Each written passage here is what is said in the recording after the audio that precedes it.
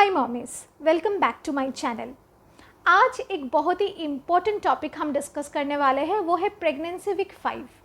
पिछले कुछ वीडियो में मैं प्रेगनेंसी वीक 1 से लेकर 4 तक डिस्कस की थी और सारे पॉइंट्स को जॉट डाउन करके मंथ 1 प्रेगनेंसी में क्या क्या होता है, कौन कौन से सिम्टम्स होता है, सब कुछ बताई थी। आज इस वीडियो में हम सेकेंड मंथ पे आ गए हैं और प्रेगनेंसी वीक 5 के बारे में डिस्कस करेंगे। क्या क्या होता है, कितने सारे चेंजेस आते हैं बच्चे और मम्मी में, और इस बार सिर्फ बेबी और मॉम नहीं, डैड का भी क्या रोल होता है प्रेगनेंसी में, वो भी हम जान लेंगे। कुछ इम्पोर्टेंट बातों का ध्यान रखना है और कुछ इम्पोर्टेंट डिसीजन भी लेनी होती है इसी हफ्ते में। क्या क्या, चलिए डिस्कस करते हैं। और उससे पहले अगर आप पहली बार हमारे चैनल पर आए हैं तो ज़रूर चैनल को सब्सक्राइब करना, वीडियोज़ को लाइक एंड शेयर करना। वीक 4 ऑफ प्रेगनेंसी में हमने सारे जो प्रेगनेंसी टेस्ट है वो कर लिए हैं और उसके साथ साथ अगर प्रेगनेंसी पॉजिटिव आना है वो भी आ गया है। कई बार हम यूरिन प्रेगनेंसी टेस्ट कर लेते हैं घर पे, उधर भी हमको पॉजिटिव प्रेगनेंसी लाइन दिखने को मिल गया है। और जिनको कन्फ्यूजन होता है प्रेगनेंसी के बारे में, उनके लिए सेरम बेटा HCG टेस्ट है, यानी कि ब्लड टेस्ट है प्रेगनेंसी का, वो भी हमने करवा लिया है और हमको पता चल गया है कि हमारा प्रेगनेंसी पॉजिटिव है। अब आगे बढ़ते हैं, बेबी का क्या क्या डेवलपमेंट होता है इस टाइम पर पता कर लेते हैं। सबसे पहले जो दिमाग में रखने वाली बात होती है वो है आपको तुरंत एक अपॉइंटमेंट बुक करना है आपके गायनेकोलॉजिस्ट के साथ। बेबी का कितना ग्रोथ हुआ है, बेबी किस कंडीशन में है, उसके बारे में तो हम जानेंगे, पर सबसे पहली बात जो आपको ध्यान में रखना है वो है अपने आप के हेल्थ।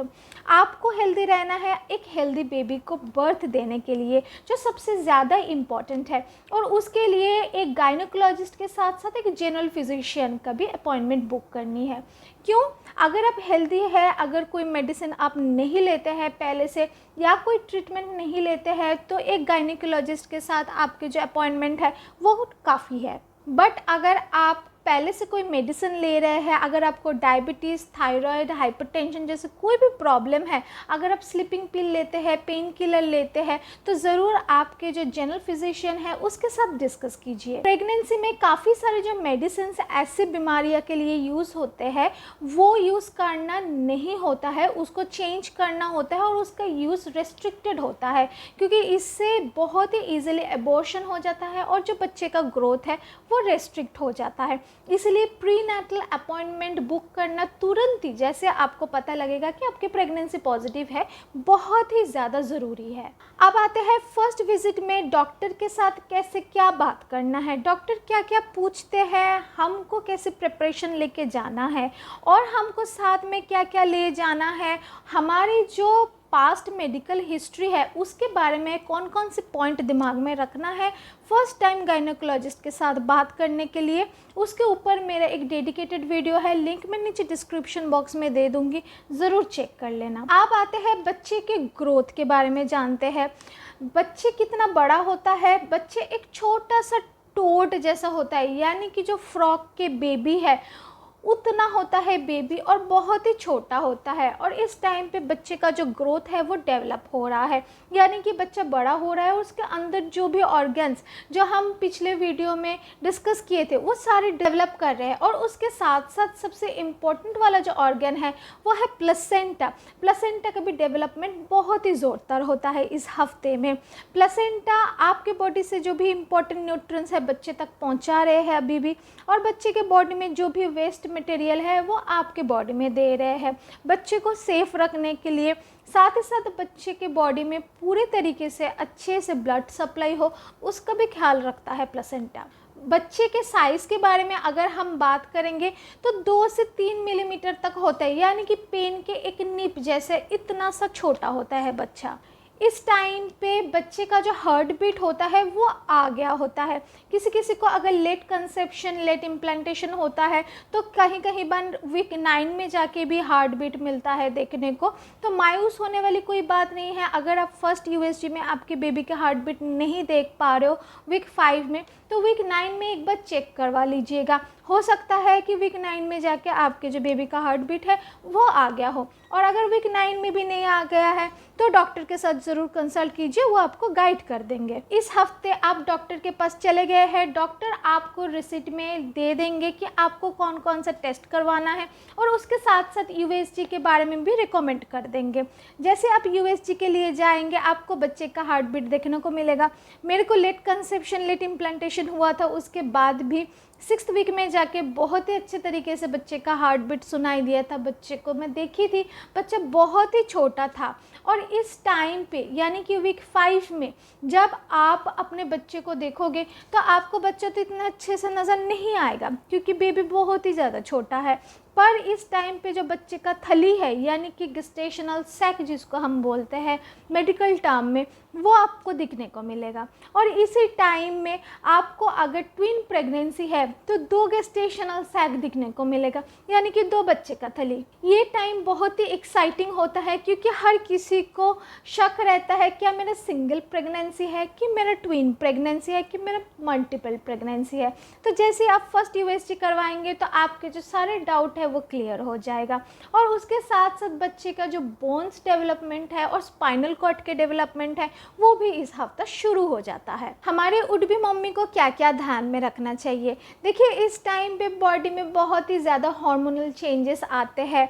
HCG हार्मोन के साथ साथ जो प्रोजेस्टेरोन हार्मोन है वो भी हमारे शरीर में बढ़ता है और प्रेगनेंसी को सपोर्ट करता है। अगर ये नहीं होता है तो प्रेगनेंसी फेल हो जाता है। और हार्मोन्स हमारे शरीर में बहुत सारे साइन एंड सिम्टम्स लीव करके जाते हैं, जैसे कि मैंने पिछले वीडियो में भी शेयर की थी साइन एंड सिम्टम्स के बारे में, ताकि नोजिया, वॉमिटिंग, कॉन्स्टिपेशन, एसिडिटी और उसके साथ साथ टायर्डनेस, मॉर्निंग सिकनेस, की सब कुछ होने लगता है। ज़रूरी नहीं है कि हर एक औरत को सारी सिम्टम्स हो, जैसे मेरे को कोई भी सिम्टम नहीं है। काफ़ी लोगों ने मुझे ये बात पूछे भी है कि आपके जो अर्ली प्रेगनेंसी था, यानी कि आप जब फर्स्ट या सेकंड या थर्ड मंथ में थे, फर्स्ट ट्राइमेस्टर में आप थे, तो आपको क्या क्या सिम्टम्स था। मैं सच कहूँ तो मुझे कोई भी सिम्टम नहीं फील हुई थी, ना मुझे कोई नोजिया, वॉमिटिंग, ना मुझे कोई कॉन्स्टिपेशन, कुछ भी नहीं था। बट हाँ, मुझे लोअर एब्डोमेन में बहुत ही ज़्यादा क्रैम्पिंग्स आता था और काफ़ी दिन तक वो क्रैम्पिंग चलता रहा। ये क्रैम्पिंग पीछे कमर के साइड में तो बिल्कुल भी नहीं होता है, पर लोअर एब्डोमेन यानी कि पेट के बिल्कुल नीचे वाले हिस्से में जैसे पीरियड के टाइम पेन आता है, वैसे पकड़ के रखने वाला एक पेन ज़रूर था। एक और बात भी है कि इस टाइम पे मम्मियों के काफ़ी सारी क्यूरियोसिटी होता है कि मेरे फ्रेंड को ऐसा हुआ है, ये सिम्टम आया है, मेरे को क्यों नहीं आया, मुझे क्यों नहीं हुआ, जबकि मेरे फ्रेंड को वीक 5 में ऐसा हुआ है। देखिए, हर किसी के बॉडी हार्मोनल स्ट्रक्चर सेम नहीं होता है, तो हर किसी के साथ प्रेगनेंसी सेम तरीके से डील नहीं करता है। तो इस बात पे आप बिल्कुल भी घबराइए मत। जो बात आपको दिमाग में रखने वाली होती है वो है आपके बेबी के हेल्थ। अगर आपकी बेबी हेल्दी है और आपकी प्रेगनेंसी पॉजिटिव है और बच्चे का इम्प्लांटेशन हो गया है, तो बस आप अपने हेल्थ के बारे में ध्यान रखिए। अगर आपको कोई भी सिम्टम नहीं आ रहे हैं तो आप उन लकी औरतों में से हो जिनको बहुत ही ज़्यादा सफ़र नहीं करनी पड़ती है प्रेगनेंसी में। एक छोटा सा टिप मैं आप लोगों के साथ शेयर करूंगी, वो है जो वर्किंग मम्मीज़ है जिनको घर पे रहने की टाइम नहीं मिलती है, काम नहीं छोड़ सकते हैं, तो प्लीज़ अपने जो टिफ़िन है उसमें आप फ्रूट्स, प्रोटीन बिस्किट्स जो है ये सब रखिए, क्योंकि प्रेगनेंसी के टाइम हर 2 घंटे में खाना पड़ता है। आपकी जो बेबी है उसका डेवलपमेंट के लिए आपको थोड़ा सा ज़्यादा खाना पड़ेगा। पहले आप जितना खाना खाते थे, मन होता था, आप नहीं खाते थे। अगर आपको हल्का फुल्का गैस हो गया, भूख भी लग गया, आप उसको इग्नोर कर जाते थे। इस बार आपको ऐसा करने से नहीं चलेगा। इससे आपकी जो बेबी है वो हेल्दी नहीं बनेगा और उसके अंदर काफ़ी सारे एनोमली, एबनॉर्मलिटी हो सकता है। तो इस बात को दिमाग में रखते हुए जो वर्किंग मम्मीज़ है उनको भी थोड़ा सा अपने डाइट के ऊपर और हेल्थ के ऊपर, खाने पीने के ऊपर ध्यान देना ज़रूरी है। अब काफ़ी शिकायत ऐसा होता भी है कि वेट मेरा नहीं बढ़ रहा है मैम। मेरे को भी वेट नहीं बढ़ा था मेरे फर्स्ट और सेकंड ट्राइमेस्टर में, जबकि मैं देख रही थी मेरे friends 10.5 kg, 12 kg, 7 kg weight gain कर लिए थे, बट मेरे को बिल्कुल भी वेट गेन नहीं हुई थी फर्स्ट और सेकंड ट्राइमेस्टर में। मेरा वेट 65 से उल्टा 64 हो गया था, बट थर्ड ट्राइमेस्टर में आके मेरा वेट बहुत ही अच्छा गेन हुआ। मैं 5 kg गेन की थी। अब रीज़न यही होता है कि फर्स्ट ट्राइमेस्टर में हमको खाने का बिल्कुल भी मन नहीं होता है, नोजिया, वॉमिटिंग इतना ज़्यादा रहते हैं कि कोई भी हमारा पसंदीदा खाना होता है, फूड ऑल्टरेशन के लिए वो भी खाया नहीं जाता। अंदर के जो पानी होता है वो भी वॉमिट के साथ निकल जाता है, इनडाइजेशन होता है, खाना अच्छे से हजम नहीं होता है, एसिडिटी तो होता है, उसके साथ गैस और कॉन्स्टिपेशन का भी प्रॉब्लम कई बार आ जाता है औरतों में। तो इसीलिए वेट बढ़ने की जगह थोड़ा सा कम हो जाता है फर्स्ट ट्राइमेस्टर में, घबराने की कोई बात नहीं है। और अगर आप बेबी बम्प ढूंढ रहे हैं तो इस टाइम पे आपको बेबी बम्प बिल्कुल भी नहीं दिखाई देगी।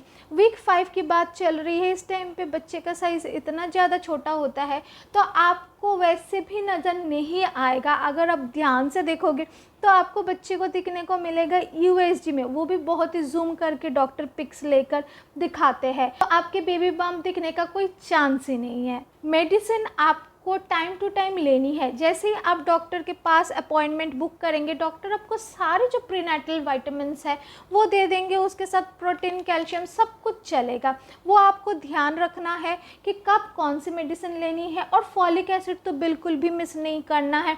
अगर आप प्लान्ड प्रेगनेंसी कर रहे हो तो मैं तो सजेस्ट करूँगी कि आप तब से ही फॉलिक एसिड लेना स्टार्ट कर दीजिए। इससे आपके जो बच्चे का neural tube disease, spina bifida जैसा प्रॉब्लम है वो नहीं आएगा। अगर मैं एक्सरसाइज के बारे में बात करूँ तो बिल्कुल भी कोई एक्सरसाइज आपको नहीं करना है, विगोरस वर्क नहीं करना है, कोई हैफाजत नहीं करना है, आपको रेस्ट पे रहना है। ज़्यादा से ज़्यादा आप मेडिटेशन और योगा में रह सकते हैं। अगर आप नॉर्मल डिलीवरी के लिए ट्राई कर रहे हैं तो मैं यही सजेस्ट करूँगी कि डे 1 से आप हल्का फुल्का मेडिटेशन कर लीजिए, योगा कर लीजिए, बट प्लीज़ अपने बॉडी को बहुत ज़्यादा विगोरस एक्सरसाइज के बीच में ना लेके जाइए। इससे अबॉर्शन होने का और जो स्पॉन्टेनियस अबॉर्शन होता है यानी कि मेंस्ट्रुएशन आ जाता है, उसका चांस बहुत ज़्यादा रहता है। इस टाइम पे मूड स्विंग्स बहुत ज़्यादा होता है, और इसी बात पे जो फादर होते हैं यानी कि जो हस्बैंड होते हैं उनका काम शुरू होता है।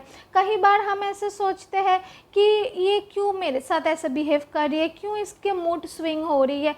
पहले तो ये बहुत अच्छे से रहती थी, अभी हर बात में चिड़चिड़ाहट होती है, हर बात में ये इरिटेट हो जाती है, गुस्सा हो जाती है, कभी बहुत ज़्यादा रोती है, कभी बहुत ज़्यादा खुश रहती है, कभी इसको क्या होता है हमको पता नहीं लगता है। देखिए प्रेगनेंसी हार्मोन के कारण ये मूड स्विंग बहुत ही नॉर्मल है।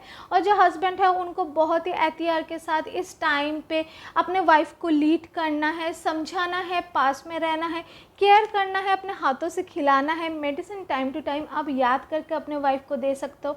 इससे जो मूड होता है वो थोड़ा सा अप होल्ड होता है, जो मम्मियाँ हैं उसको अच्छी लगती है, स्ट्रेस कम आता है, जो बॉन्डिंग है आप दोनों के बीच में वो भी स्ट्रॉन्ग होता है, और अंदर वाले बच्चे भी हेल्दी होता है और हैप्पी रहता है। अगर मैं वीक 4 में ट्रैवल के बारे में बात करूँ तो आप ट्रैवल कर सकते हैं, पर बहुत ही अच्छे से और धीरे से आपको ड्राइव करनी चाहिए।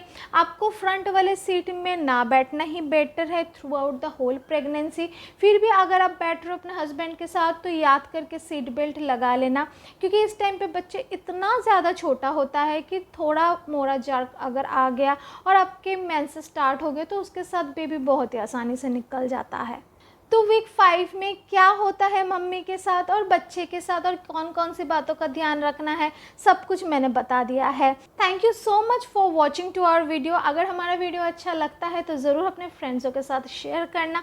इधर इस चैनल में हम प्रेगनेंसी से रिलेटेड हर एक बात शेयर करते हैं ताकि आपकी जो प्रेगनेंसी है वो बहुत ही स्मूथ और अच्छे तरीके से लीड हो और एक सक्सेसफुल प्रेगनेंसी हो, और साथ ही साथ आपके जो बेबी है वो भी हेल्दी हो। मिलते हैं नेक्स्ट वीडियो पे किसी नेक्स्ट इंटरेस्टिंग टॉपिक के साथ।